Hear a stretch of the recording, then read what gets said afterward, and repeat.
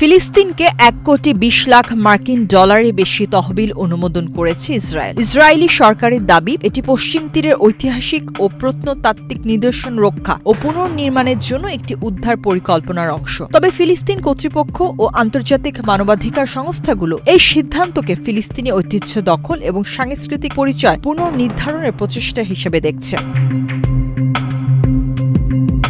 ইসরায়েলের সরকারি বিবৃতিতে বলা হয়েছে 2023 সালে শুরু হওয়া দীর্ঘমেয়াদী উদ্ধার পরিকল্পনা এর আওতায় পশ্চিম তীরের বিভিন্ন প্রত্নতাত্ত্বিক স্থানে সংস্কার, পুনঃস্থাপন এবং উন্নয়ন কাজের গতি বাড়ানো হবে। ইসরায়েল দাবি করছে এসব উদ্যোগের লক্ষ্য হল চুরি হওয়া প্রত্নতাত্ত্বিক সম্পদ সংরক্ষণ ও ঐতিহাসিক স্থানগুলোর পুনঃপ্রতিষ্ঠা নিশ্চিত করা।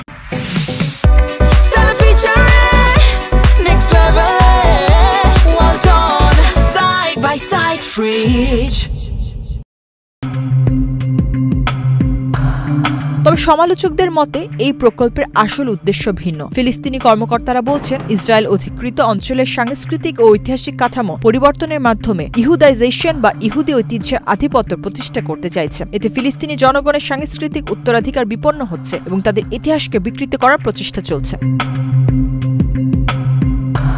এই পরিকল্পনার নেতৃত্ব দিচ্ছেন ইসরায়েলের হেরিটেজ মন্ত্রী আমিখাই এলিয়াহু। তিনি এক বিবৃতিতে বলেছেন, আমরা পশ্চিম তীরের সার্বভৌমত্বের আনুষ্ঠানিক প্রয়োগের জন্য অপেক্ষা করব না। আর এই বক্তব্যকে অনেকে পশ্চিম তীরে ইসরায়েলি কর্তৃত্বের ইঙ্গিত হিসেবে দেখছেন।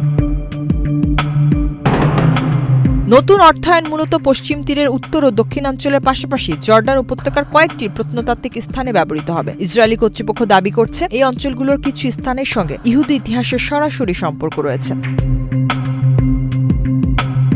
অন্যদিকে ফিলিস্তিনি পক্ষ বলছে ইসরায়েল এই প্রকল্পের মাধ্যমে ঐতিহাসিক নিদর্শন লুট, পুনঃপ্রতিষ্ঠা এবং নিয়ন্ত্রণের সুযোগ সৃষ্টি করছে। আন্তর্জাতিক মানবাধিকার সংস্থাগুলো সতর্ক করেছে যে এমন পদক্ষেপ আন্তর্জাতিক আইন লঙ্ঘন করতে পারে এবং অধিকৃত ভূখণ্ডে সাংস্কৃতিক ঐতিহ্য বিকৃতির নজির স্থাপন করবে। ফিলিস্তিনি ইতিহাসবিদ ও গবেষকরা মনে করছেন এই তহবিল শুধু প্রত্নতাত্ত্বিক উন্নয়নের জন্য নয়, বরং ফিলিস্তিনের ইতিহাস ও ঐতিহ্য পুনঃসংজ্ঞায়িত করার একটি রাজনৈতিক কৌশল। এতে পশ্চিম তীরে ফিলিস্তিনি উপস্থিতির ঐতিহাসিক স্বীকৃতি আরও ক্ষতিগ্রস্ত হতে পারে বলে তারা আশঙ্কা প্রকাশ করেছেন।